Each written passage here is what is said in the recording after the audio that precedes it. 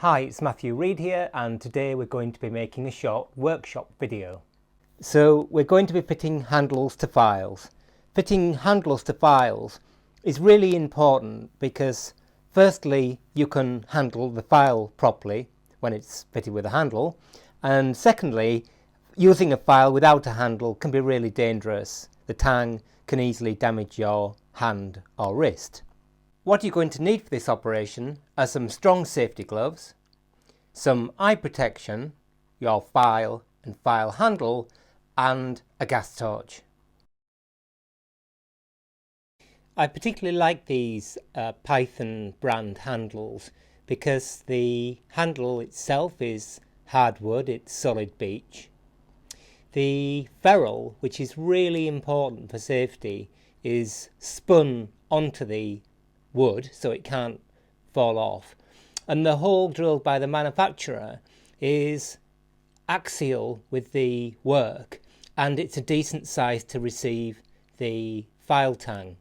If we look at this other brand of handle, you can see that the hole is too small, so you have to drill the hole out in the first place, which isn't a big job, but it can lead to a lack of concentricity.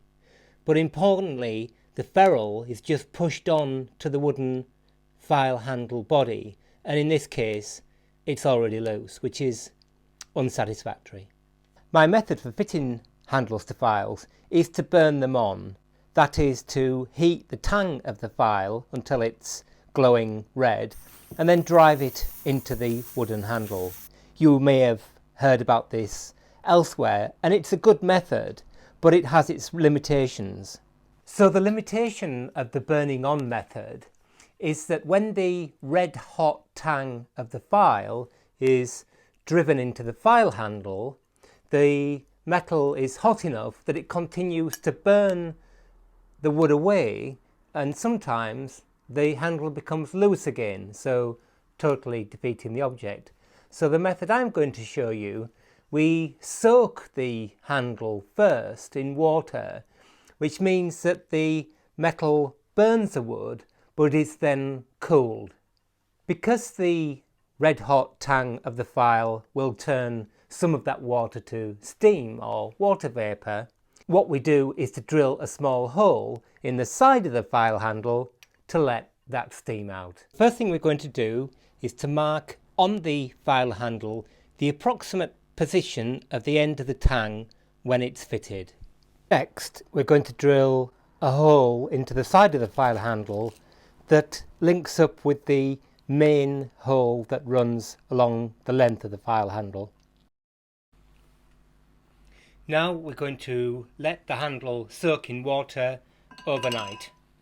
So when we heat the tang of the file, we're going to aim the jet of gas away from the body of the file, and we're going to rapidly heat the end of the tang of the file, maybe 3/4 of an inch or 15 millimeters or so, until it's glowing red. Immediately the tang of the file is heated to red hot. Insert it into the file handle and drive the file down into the handle by hitting it onto a firm surface. Now it's important to hold the file and not the handle. If it's this way up, if the handle were to split, then it might cause personal injury.